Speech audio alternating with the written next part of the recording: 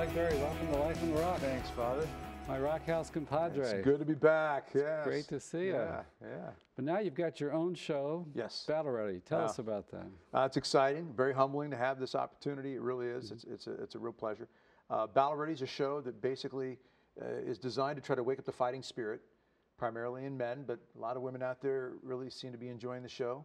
But really wake up that DNA that God has put in all of us men, you know, and every Christian really, to be a spiritual warrior first, but also that it needs to be lived out in your day-to-day life, your vocation. So there's a physical aspect to Battle Ready as well. Right. And your son Jordan edits it, shoots it? He shoots it, produces pretty much the whole thing behind the scenes, yeah. And then I've got another son who writes for it. And, It's beautifully done. I mean, it's really holds your attention. Great, and, great, yeah. I really enjoyed it. Awesome. That's good to hear. Yeah. And what kind of feedback you've been getting from? You know, it's been amazing because I still travel and speak, you know, and I do a lot of conferences, men's conferences in particular, but parish mission type stuff, Battle Ready rallies. I've been doing these for a long time now. And the response, people will come up and first they always say, hey, I miss you on Life on the Rock with Father Mark. You know, I say, yeah, I miss that too. But then, you know, they talk about the new show and a lot of men come up, yeah, I love the new show. We think it's great, you know, really challenging and some good comments. Guys saying, yeah, really convicted me on this subject or that topic. But women even are coming up and saying, really like the show. And some of them, in fact, older women, 70s even, have come up and said, oh, I'm battle ready. I love the show. You know, I think it's because there's something that a lot of our Catholics today, Christians in general, have been missing. And that is a very serious, genuine look at the reality that we are the church militant. And we're created for engaging in battle. First and foremost, always spiritually. As St. Paul says, our battles against, you know, flesh and blood, but principalities of darkness. But, you know, as a priest especially, whenever we lose the interior battle, we always deal with it in the exterior in some way. We lose that temptation inside the heart and the soul. We're going to be dealing with it in the physical manifestation of some capacity. I think C.S. Lewis said that Christianity is a fighting religion in that sense. And to win this war against the world, the flesh, the devil, has to involve a full effort from men. Like we look at culture, if we want to transform culture, men seem to be checking out in so many ways. And I know you've been saying this, you said this for years on Life on the Rock, trying to invigorate men, to call them, to rouse them. Let's talk about men. What do they need to hear? What do you tell them in your talks? I think the first thing I try to get at is, this is something that God has really placed on every man's heart. To be a defender, a protector, a provider, a leader. This is something that God has really put in every man on some level, especially when you're in a position as a husband and father, which I can speak directly to. You know, God has entrusted to you lives of others. You know, one of the things that I do a lot is I carry a wallet. It's a Captain America wallet. Now, it's a lot of fun, but it's also to make a point.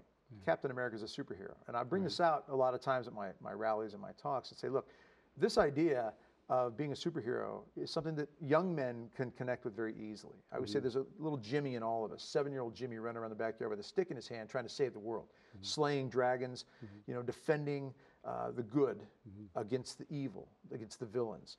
We grow up and we lose touch with that sometimes because our secular modern world tries to tell us, you know, you put those ideas of being a knight in shining armor away and focus more on your 401ks, your retirement, your hobbies, and how much pleasure and recreation you can have.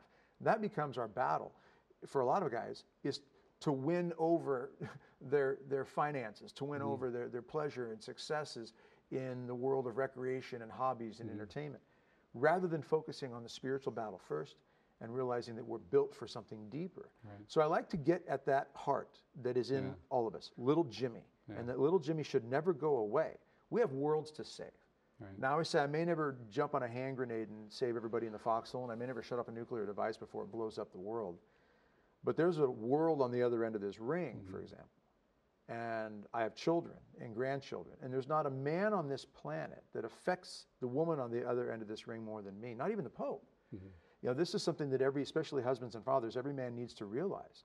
Those worlds that God has entrusted to you, your wife, your children, and even grandchildren, you affect them in a way that no other man does. It's very unique. It's a very sacred duty.